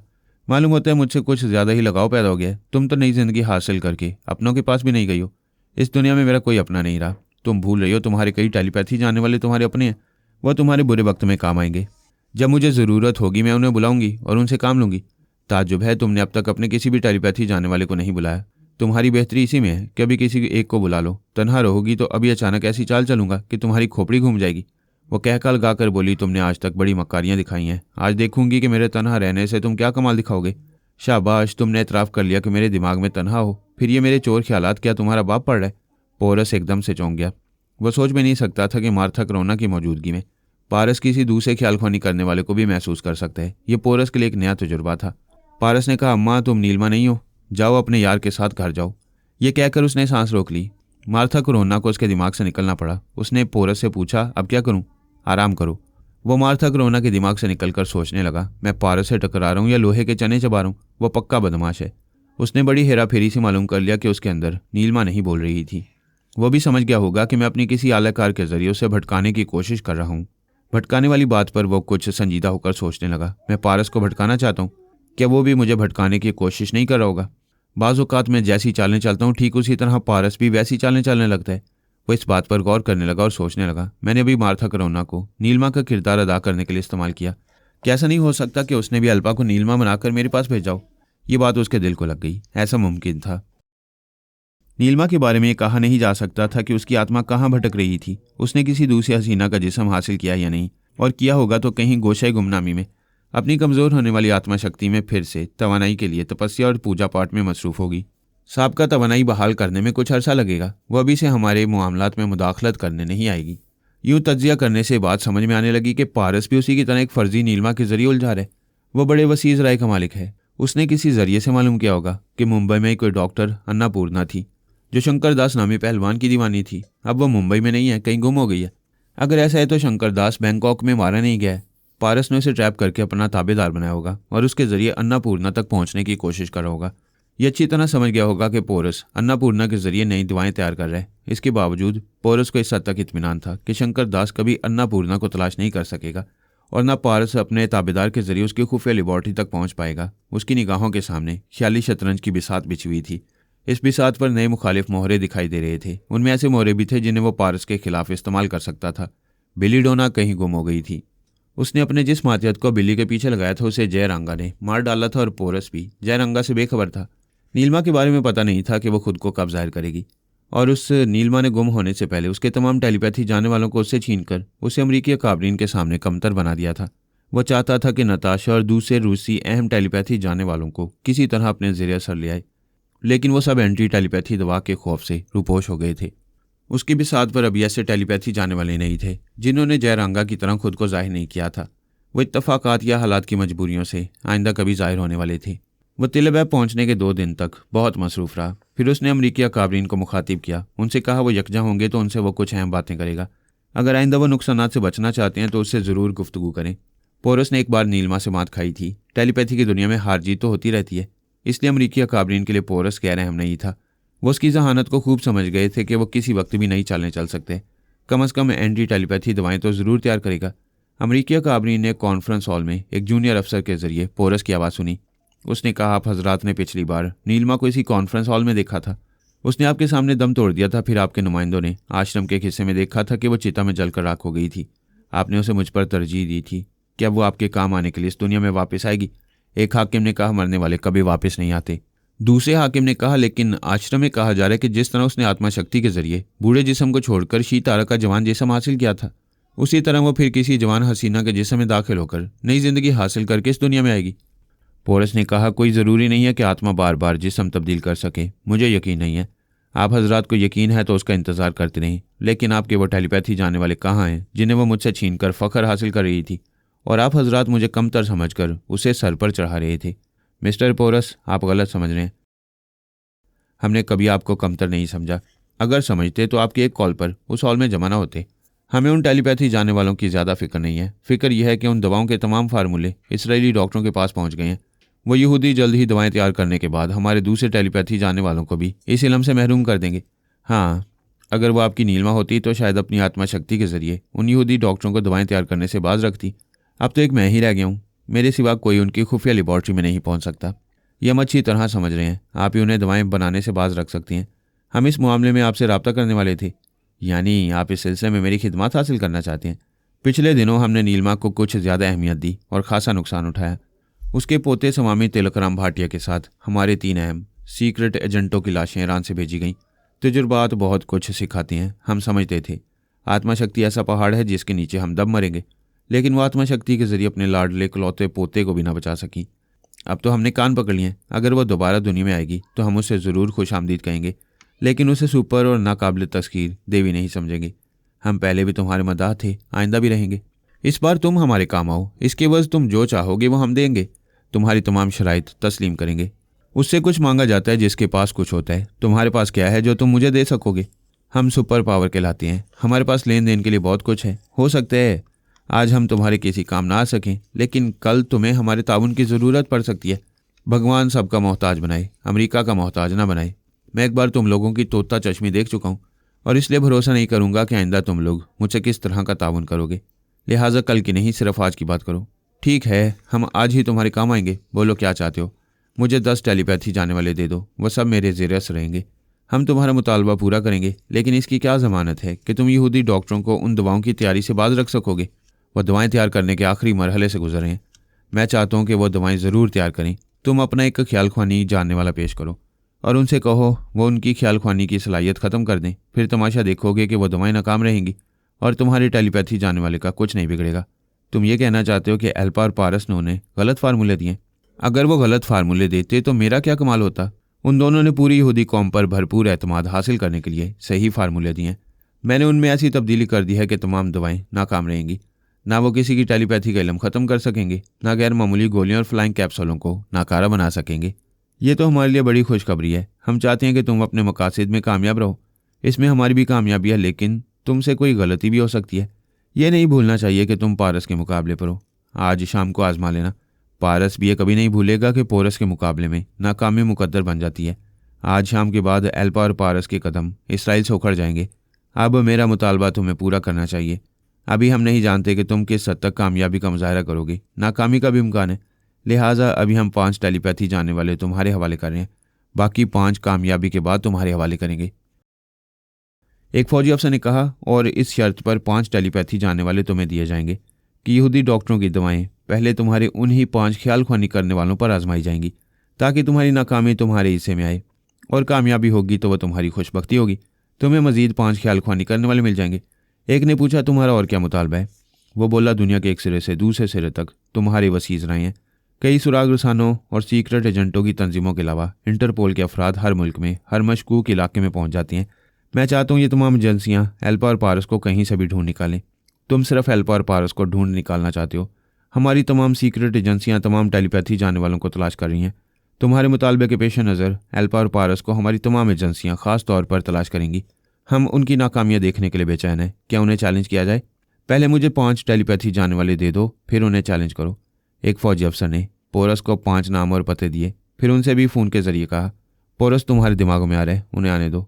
आज से तुम सब उसके मातहत रहकर काम करोगे और उसके अहकामात की तामील करते रहोगे।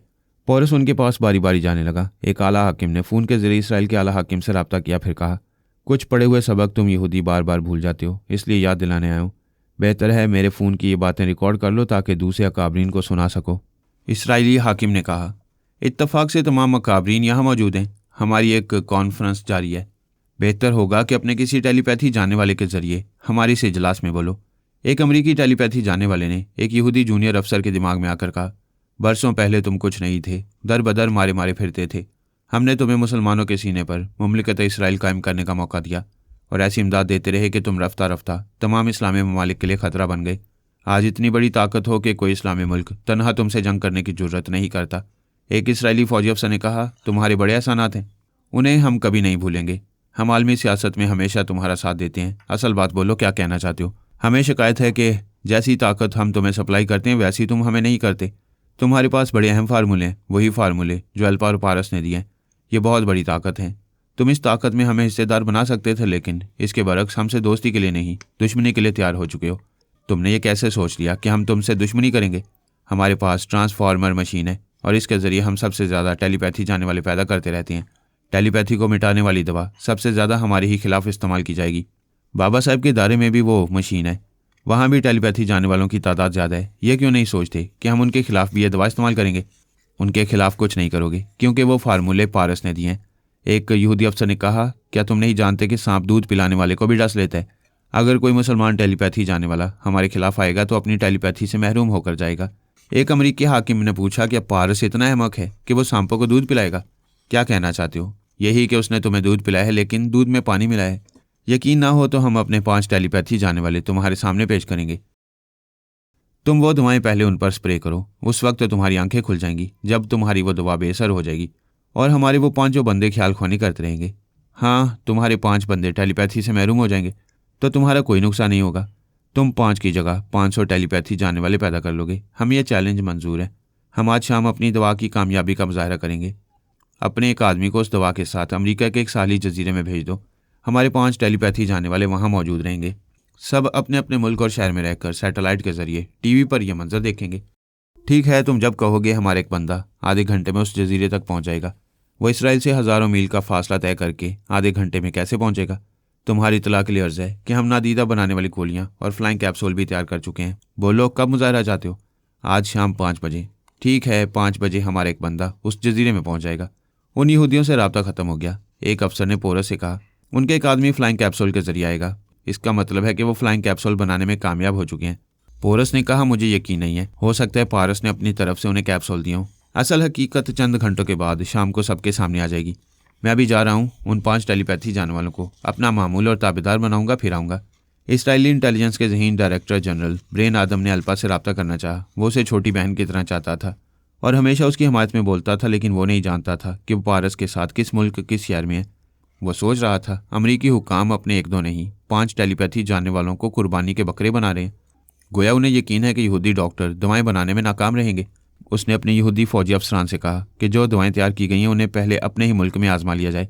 एक आला फौजी अफसर ने कहा, मैं खुद एक गोली निकल कर नादीदा होकर आजमा चुका हूँ। फ्लाइंग कैप्सूल के जरिए परवाज भी कर चुका हूँ। हमारे डॉक्टर कामयाब रहे हैं। ब्रेन आदम ने कहा कि एंटी टेलीपैथी दवा को आजमाया गया है, उसे किसी टेलीपैथी जानने वाले पर आजमाया जा सकता है। हम ये दवा अपने टेलीपैथी जानने वालों पर नहीं आजमा सकते क्योंकि हमारे पास चंद ख्याल ख्वानी करने वाले हैं। आज शाम को हकीकत सबके सामने आ जाएगी। वैसे अल्पा और पारस कहाँ हैं? उन्हें इस वक्त मौजूद रहना चाहिए। उनसे रब्ता नहीं हो सकता, पता नहीं वो कहाँ रहते हैं। वैसे वो बाखबर होंगे, शाम को ज़रूर आएंगे। अमेरिका के एक साली जजीरे में बहुत पहले से सैटेलाइट के जरिए टीवी नशरियात के इंतजाम थे। फिर इस मुजाहरे के लिए वहाँ बड़े बड़े टीवी कैमरे और ज़रूरत का दूसरा सामान पहुँचा दिया गया। पोरस को पूरा यकीन था कि यहूदी डॉक्टर नाकाम रहेंगे क्योंकि वो पिछले दिनों नादीदा बनकर उन फार्मूलों में तब्दीलियाँ कर चुका था। अल्पा और पारस ने उसे दूसरे मामलात में उलझाया था ताकि उसे ऐसा करने का मौका ना मिले, लेकिन वो ये अहम काम करता रहा। पारस उसकी ज़िद और कुव्वत इरादी को खूब समझता था, इसलिए उसने और अल्पा ने इसराइल में दूसरी खुफिया लेबॉर्ट्री कायम की थी। बड़ी राजदारी से 2 डॉक्टरों को वहाँ मसरूफ़ रखता था और उन्होंने कामयाबी से वो दवाएं तैयार की थीं। ये राज अल्पा, पारस और उन 2 डॉक्टरों के सिवा कोई नहीं जानता था। यानी पारस ने पोरस को दवाएं नाकाम बनाने के सिलसिले में कामयाब होने दिया और कामयाब दवाएं भी तैयार करवा लीं। शाम को मुकर्रर वक्त पर अमेरिका के 5 टेलीपैथी जाने वाले उस जजीरे के एक खुले हिस्से में पहुंच गए। थोड़ी देर बाद एक हेलीकॉप्टर में इसराइल के चंद फौजी अफसरान आए। फिर एक कार में एक शख्स आया। उसने कहा, मैं हूं वो शख्स जो नादीदा बनकर फ्लाइंग कैप्सूल के जरिए इसराइल से यहाँ आया। एक अमरीकी अफसर ने कहा, तुम फ्लाइंग कैप्सूल के जरिए नहीं, इस कार में आए हो। ये मंजर टीवी पर सभी देख रहे थे। उस शख्स ने कहा, देखने वाले अभी बहुत कुछ देख चुके हैं। अपने टेलीपैथी जानने वालों से कहो कि अपने और हमारे फौजी अफसरान के दिमागों में जाकर अपनी आवाज़ सुनाएं। फिर मैं दवा स्प्रे करूँगा। इसके बाद ये 5 ख्याल ख्वानी के काबिल नहीं रहेंगे। उन 5 ने यही किया और इसराइली काबरीन के दिमागों में बारी बारी गए। फिर उस शख्स से कहा कि वह एंटी टेलीपैथी दवा स्प्रे कर सकता है। उसने जेब से एक प्लास्टिक कैन निकाला, फिर उन पांचों की तरफ दवा स्प्रे करके उस कैन को जेब में रख लिया। थोड़ी देर तक खामोशी रही। फिर पोरस ने अपने एक मातहत टेलीपैथी जाने वाले से कहा कि वह एक अमरीकी कर्नल के दिमाग में जाए। दूसरे को हुक्म दिया कि वो इसराइली कर्नल के अंदर पहुंचकर बातें करे। इसी तरह उसने पांचों मातहतों को मुख्तलिफ अफसरान के अंदर जाने का हुक्म दिया। थोड़ी देर पहले जब वो पांचों अमरीकी और इसराइली अफसरान को अपनी आवाज़ें सुना रहे थे तो बाबा साहब के दायरे के 5 टेलीपैथी जाने वाले उन पांचों की आवाज़ों और लहजों को अपनी गिरफ्त में ले रहे थे। फिर जब पोरस के पांचों टेलीपैथी जानने वालों पर दवाएं स्प्रे कर दी गईं और पोरस उन्हें मुख्तलिफ अफसरान के दिमागों में जाने का हुक्म देने लगा तो बाबा साहब के इदारे के वो पांचों ख्यालख्वानी करने वाले उन सब के दिमागों में जाकर उनसे गुफ्तगू करने लगे।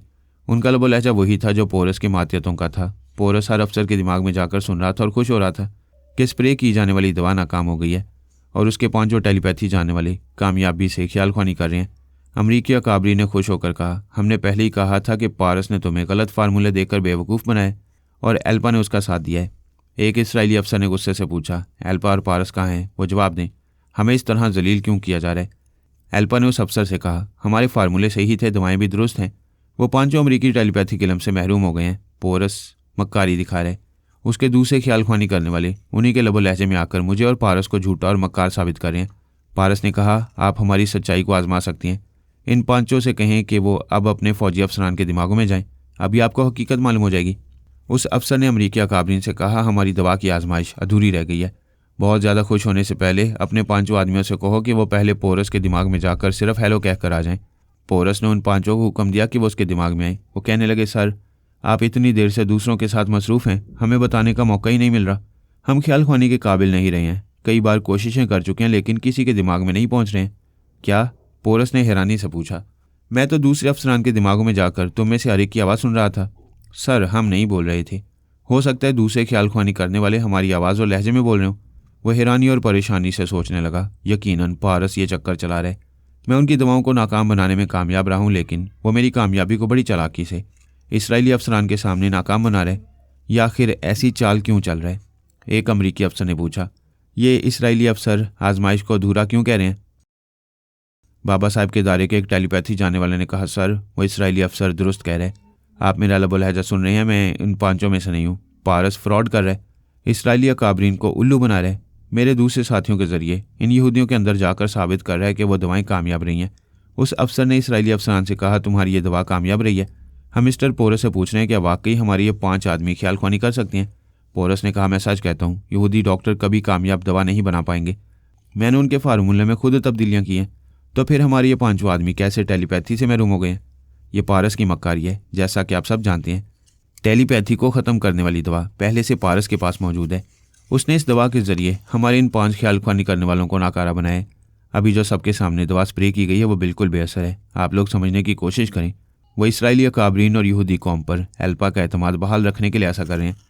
पारस ने कहा, मैं यहाँ से हज़ारों मील दूर हूँ। मैं भला अपनी दवा स्प्रे करने यहाँ कैसे आऊँगा? अगर फ्लाइंग कैप्सूल के जरिए आऊँगा या मेरा कोई मातहत दवा स्प्रे करने के लिए आएगा तो वो भी टेलीपैथी से महरूम हो जाएगा, क्योंकि इस दवा का असर दवा स्प्रे करने वाले पर भी पड़ेगा। पोरस ने कहा, ये बातें बना रहे। हम सब के जजीरे में आने से पहले इसका एक आदमी दवा स्प्रे करके जा चुका है, जिसका असर इस जजीरे में 2-4 दिन तक रहेगा। यहाँ जो भी टेलीपैथी जाने वाला आएगा वो अपने इस इल्म से महरूम हो जाएगा। एक अफसर ने कहा, मिस्टर पारस और मिस्टर पोरस, तुम दोनों अपने झगड़े में उलझा रहे हो, हमें हकीकत बताओ।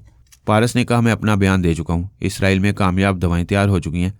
तुम लोगों को यकीन आए या ना आए, आइंदा जब तुम्हारी टेलीपैथी जाने वाले इस इल्म से महरूम होते रहेंगे तो तुम्हें इसराइल की इस कुव्वत को तस्लीम करना ही पड़ेगा। इसराइली अकाबरीन बहुत खुश थे। उनमें से एक ने कहा, ट्रांसफार्मर मशीन के जरिए नए टेलीपैथी जाने वालों को पैदा करना अमेरिका के लिए खेल तमाशा हो गया।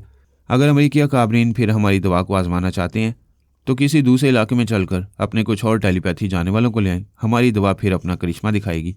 एक अमेरिकी फौजी अफसर ने कहा, आज हमने जिस हद तक तुम्हारी दवा को आजमाया है, पहले हम इस पर गौर करेंगे। पारस और पोरस के इख्तलाफात ने हमें उलझा दिया है। पहले हम इस उलझन से निकलना चाहेंगे, लिहाजा आज के इस मुजाहरे को यहीं ख़त्म हो जाना चाहिए। इसराइली अकाबरीन अपने हेलीकॉप्टर में आ गए। जिसने उन 5 पर दवा स्प्रे की थी वो भी उनके साथ हेलीकॉप्टर में चला गया। अमरीकी फ़ौज के एक आला अफसर ने पोरस से कहा, हम अभी कॉन्फ्रेंस हॉल में कुछ बातें करेंगे। पोरस ने कहा, मैं आधे घंटे बाद आऊँगा। अभी मालूम करने जा रहा हूँ कि जिन फार्मूलों में मैंने तब्दीलियाँ की थी उनसे कामयाब दवाएँ तैयार कैसे हो गई।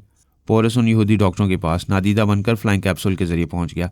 वो 3 डॉक्टर लेबॉर्ट्री में मसरूफ़ थे। पोरस ने नादीदा रहकर पहले उन फार्मूलों को चेक किया। उसने जो तब्दीलियां उनमें की थीं उनसे कामयाब दवाएं कभी तैयार नहीं हो सकती थीं। वो झुंझला गया। पारस की मक्कारी साफ जाहिर हो रही थी। उसने चंद अमरीकी हुकाम और आला फौजी अफसरान से कहा, मैं आप लोगों को नादीदा बनाने वाली चंद नन्ही गोलियां और कैप्सूल दूंगा। ये चीज़ें आपके लिए 12 घंटों तक काम आएंगी। आप मेरे साथ नादीदा बनकर इसराइल की उस खुफिया लेबॉर्ट्री में चलें। आप अपनी आंखों से उन गलत फार्मूलों और उनसे बनने वाली गलत दवाओं को देखेंगे। वो दवाएं आप अपने साथ यहाँ लाकर राजदारी से उन्हें आजमाएंगे तो मेरी सच्चाई साबित हो जाएगी। 4 आला फौजी अफसरान और 2 आला हाकिमों ने पोरस की फरमाइश पूरी की। उसके साथ नादीदा बनकर इसराइल की खुफिया लेबॉर्ट्री में गए। वहाँ से फार्मूलों की नकल भी लाई और तैयारशुदा दवाएं भी वापस आकर इन्हें आजमाया तो तमाम दवाएं नाकारा साबित हुईं। तब एक फौजी अफसर ने कहा, हम कभी फरहाद और उसकी फैमिली के मेम्बरान पर भरोसा नहीं करते हैं। मिस्टर पोरस, वाकई तुमने अपनी सच्चाई साबित की है और हमें पारस के फ्रेब से बचाया है। दूसरे अफसर ने कहा, मिस्टर पोरस ने यह दुरुस्त कहा है कि पारस के पास पहले से टेलीपैथी को ख़त्म करने वाली दवा मौजूद थी। इसी दवा के जरिए उसने हमारे 5 आदमियों की टेलीपैथी को ख़त्म किया है और इसराइली अकाबरीन को उल्लू बनाया है। वैसी मकारियों के जरिए मुमलिकत इसराइल में अल्पा का एतमाद बहाल रखना चाहता है। यहूदी समझ रहे हैं कि अल्पा शादी करके उस मुसलमान से फ़ायदा पहुंचा रही है, जबकि वो मुसलमान अल्पा के जरिए तमाम यहूदियों को सब्ज़ बाग दिखा रहे हैं। एक हाकिम ने पूछा, मिस्टर पोरस, क्या तुम बता सकते हो कि टेलीपैथी को ख़त्म करने वाली दवाओं का ज़ख़ीरा पारस के पास कितना होगा? वो बोला, उसके पास काफ़ी ज़ख़ीरा है। फिर ये कि वो सही फार्मूला की नकल चुरा कर ले गया था। उनके ज़रिए बाबा साहब के दायरे में वह दवाएं तैयार हो रही होंगी। एक आला फौजी अफसर ने कहा, यह बड़ी तशवीशनाक बात है मिस्टर पोरस। इसका तोड़ सिर्फ तुम्हारे पास है। तुम्हारे पास असली फार्मूले हैं। प्लीज़ उन्हें हमारे हवाले करो, हम तुम्हें इनकी बड़ी से बड़ी कीमत देंगे। पोरस ने कहा, वो सही फार्मूले मेरे पास हों या आपके पास, कोई फ़र्क नहीं पड़ेगा। जब तक हम दोस्त हैं, उनसे तैयार होने वाली दवाओं से यकीनन आपको फ़ायदा पहुंचेगा। मैं सही फार्मूलों से सही दवाएं तैयार कर रहा हूँ। वो सिर्फ चंद रोज़ में तैयार हो जाएंगी। पहले इसराइल में अल्पा के पास 2-3 टेलीपैथी जाने वाले मातियत थे। अब पारस के जरिए बाबा साहब के बेशुमार ख्याल ख्वानी करने वाले अल्पा के भी मातियत रहेंगे। हम उन सबको नाकारा बनाना चाहते हैं। मिस्टर पोरस, तुम जल्द से जल्द हमें वो दवाएं तैयार करके दो। हम अपने टेलीपैथी जानने वालों को जगह जगह छुपाते फिर रहे हैं। जब हमारे पास दवाएं होंगी तो अल्पा और पोरस भी अपने मातियतों को हमसे छुपाते फिरेंगे। तुम लोग ज़्यादा से ज़्यादा 1 हफ्ते इंतज़ार करो। वो तमाम दवाएं तुम्हें मिल जाएंगी, लेकिन मेरा मुतालबा पूरा करो। अपने 10 टेलीपैथी जानने वाले मेरे हवाले करो। 10 क्या, 10,000 ख्याल ख्वानी करने वाले ले लो, लेकिन वो फार्मूले हमें दे दो। मुझे अफसोस है, ये फार्मूले बहुत बड़े हथियार हैं। एक दिन नीलमा वापस आएगी और अपने कुछ कारनामे दिखाएगी तो तुम लोग मुझे कमतर नहीं समझोगे। इन फार्मूलों की वजह से मेरे मोहताज रहोगे। मैं अभी जा रहा हूँ, फिर किसी वक्त रब्ता करूँगा। वह दिमागी तौर पर हाजिर होकर सोचने लगा। पहले नीलमा ने मुझे कमतर बनाया था, आज पारस बड़ी मकारी से मुझे कमतर बनाने की बहुत उम्दा कोशिश कर चुका था। बड़ी हेरा फेरी से वह एक तरफ इसराइली अकाबरीन को धोखा दे चुका है, दूसरी तरफ अमरीकी अकाबरीन को भी तकरीबन धोखा दे चुका था। लेकिन मैं उसे झूठा और फरेबी साबित करके उसकी चाल को नाकाम बना चुका हूँ। अगरचे मैं पारस को मात नहीं दे रहा हूँ, ताहम उससे मात भी नहीं खा रहा हूँ। ये मेरी बहुत बड़ी कामयाबी है कि उसकी चाल को नाकाम बना चुका हूँ। वो थोड़ी देर तक मौजूदा हालात पर गौर करता रहा। फिर ख्याल ख्वानी के जरिए कि इसराइली अफसर के दिमाग में आया। उससे बोला, मैं पोरस हूँ। हिंदुओं और यहूदियों में जैसी दोस्ती कायम रहती चली आई है, उसके पेश नज़र में तुम लोगों को मुसलमानों के एक बहुत बड़े फ्रेब से निकालना चाहता हूँ। अफसर ने पूछा, हमारे कामयाब तजुर्बे के बाद भी तुम ये कहोगे कि पारस हमें धोखा दे रहा है? मैं जो कह रहा हूँ उसे पूरी तरह साबित करूँगा। किस तरह साबित करोगे? पहले अपने चंद हाकिमों को और फौज के आला अफसरान को अपना हम मजाज बनाओ और राजदार बनाओ, और ये यकीन कर लो कि अभी हम जो कुछ करने वाले हैं उसकी खबर अल्पा और पारस को नहीं होगी। उस यहूदी फौजी अफसर ने चंद आला हुकाम और फौज के आला अफसरान को अपने एतमाद में लिया। फिर अपने एक आलाकार के जरिए उन्हें नन्ही नन्ही गोलियां दी। उनसे कहा, ये गोलियां तुम सबको 6 घंटों तक नादीदा बनाकर रखेंगी। मेरे साथ अपनी उस खुफिया लेबॉर्ट्री में चलो और तमाशा देखो। वो उन्हें भी उस लेबॉर्ट्री में ले गया। उन्होंने तमाम फार्मूलों की नकलें हासिल की, तमाम तैयारशुदा दवाएं भी लीं, फिर वापस आ गए। एक मकान में राजदारी से उन दवाओं को आजमाया, मगर वह बदस्तूर नादीदा रही। स्प्रे की हुई दवा बेसर रही। तब उन्हें यकीन आया। एक अफसर ने कहा, पारस अल्पा के साथ मिलकर पूरी यहूदी कौम को बेवकूफ़ बना रहा था, अब एक दवा आजमाने के लिए रह गई है। दूसरे अफसर ने कहा, हमें यह भी यकीन करना चाहिए कि वो तीसरी दवा टेलीपैथी के इल्म को मिटाती है या नहीं। पोरस ने कहा, मेरा एक टेलीपैथी जाने वाला मातियत अभी नादीदा बनकर तुम्हारे करीब मौजूद है। वो भी नमूदार होगा, तुम्हारे दिमाग में आकर तुम्हें अपना लबो लहजा सुनाएगा। इसके बाद तुम वो दवा उस पर स्प्रे करोगे, फिर देखोगे कि वो दवा असर नहीं करेगी।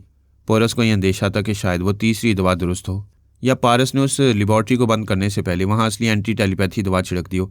ऐसे में उसका एक मातियत इस इल्म से महरूम हो जाएगा। ये सोचकर उसने अपने एक ऐसे मातियत को नादीदा बनाकर भेजा जो टेलीपैथी नहीं जानता था। जब वो इसराइली हुकाम और अफसरान के सामने नमूदार हुआ तो पोरस ने उसके दिमाग में पहुंचकर उस मातियत की आवाज़ और लहजे में कहा, अब मैं आप हजरात के दिमागों में आ रहा हूँ। पहले आप यकीन कर लें कि मैं टेलीपैथी जानता हूँ। वो बारी बारी हर एक के दिमाग में गया और उनसे कहता गया, जब से टेलीपैथी की दुनिया में हमारा बॉस पोरस आया, उसने कभी किसी यहूदी को नुकसान नहीं पहुंचाया और अभी पारस ऐसे मक्कार से नुकसान नहीं पहुंचने देगा। अब आप यहाँ तैयार होने वाली दवा मुझ पर स्प्रे करें, मैं आजमाइश के तौर पर खुद को पेश करूँ। उनमें से एक ने वो दवा उस पर सर से पैर तक स्प्रे की। वो मातियत खामोश खड़ा रहा। एक फौजी अफसर ने 1 मिनट के बाद पूछा, क्या तुम ख्याल ख्वानी कर सकते हो? पोरस ने अपने मातियत की आवाज़ और लहजे में कहा, थैंक्स गॉड, मैं ख्याल ख्वानी की परवाज़ करके आपके दिमाग में पहुंच रहा हूँ। दवा ने मुझ पर असर नहीं किया है। वो बारी बारी हर एक के दिमाग में गया।